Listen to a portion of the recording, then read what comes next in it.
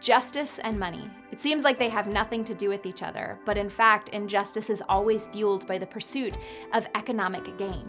If you think about it, the pursuit of money actually has the power to shift our worldview, to no longer see people as inherently valued because they've been created in the image of God, but instead valued for their ability to be possessed and to help create economic power and wealth. I mean, think about this for a second. Slaves. Slaves are people and individuals who are no longer valued for the image of God inherent within them, but instead for their ability to help create free labor and work to pursue money, right? Young girls and boys that are caught in the sex slave industry are no longer viewed for the image of God that is inherent within them, but instead they're valued for their ability to create gratification without being used up.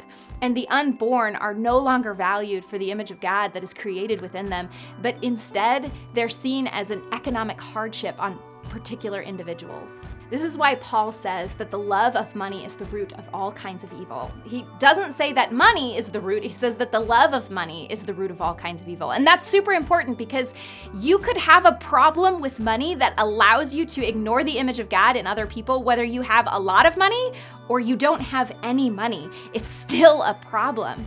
And Paul even follows that up and he says that those who want to get rich fall into temptation and a trap. And that word, a trap, it's the same word that's used to describe when you set a trap for an animal, that you ensnare them without them even knowing it's coming. This is why Jesus talks about money a lot. In fact, he talks about money more than he talks about any other subject. And in the book of Luke, Jesus actually says, watch out, be on your guard against all kinds of greed. Now, the interesting thing is that Jesus doesn't say, hey, watch out, be on your guard against lust or be on your guard against unforgiveness. And the reason is typically all of those other things, anger, bitterness, all of that stuff, we kind of know when we're falling into that. We know when we're bitter. We know when we're falling into unforgiveness or lust, but greed is hidden. Greed is sneaky. And so Jesus says, watch out. So how are we supposed to watch out for this trap and not fall into this temptation of loving money?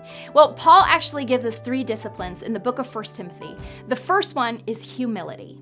He says in chapter 16, verse 17, command those who are rich in this present world not to be arrogant, nor to put their hope in wealth, which is so uncertain, but to put their hope in God, who richly provides us with everything for our enjoyment. Have you ever noticed how people who have a lot of money, who've sort of been successful financially, they think to themselves, well, I've been financially successful in this one area, so I must also be successful in areas of my emotional or moral or spiritual life, when in reality, that may just not be true.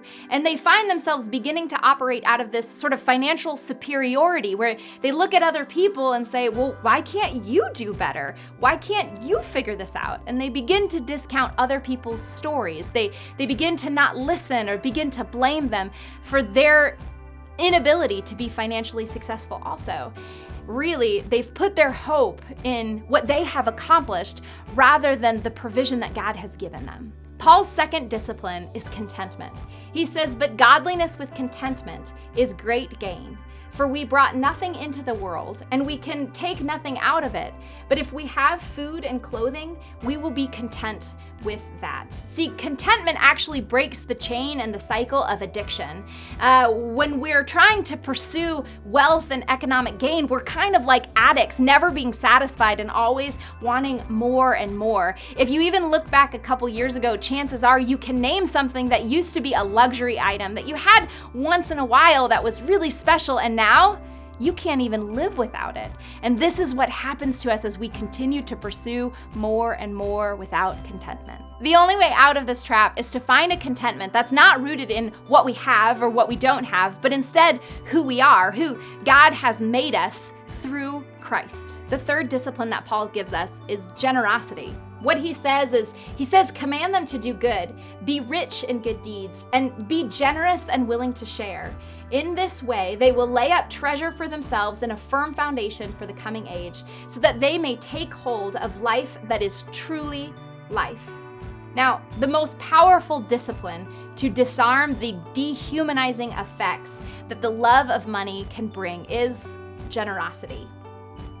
Generosity calculates human cost against human profit. Generosity calculates human loss before economic gain. Generosity brings this world to be a more just place, not a less just place. Now, generosity can come in many forms. Sometimes it's a percentage of our earnings that we give in order to advance the kingdom of God. But it could also be making a decision to make less profit in order to have a better environment overall in our workplaces. Sometimes it could be choosing to do less work overall in order to make our environments more relational.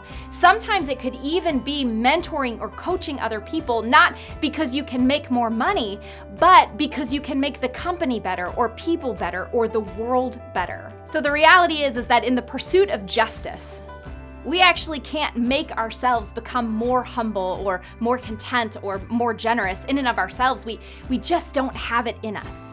Instead, if we're eager to pursue justice, we have got to enter into a relationship with the generous God who has given up his life so that we can have life, who has given up everything so that we can have everything, because that relationship changes everything.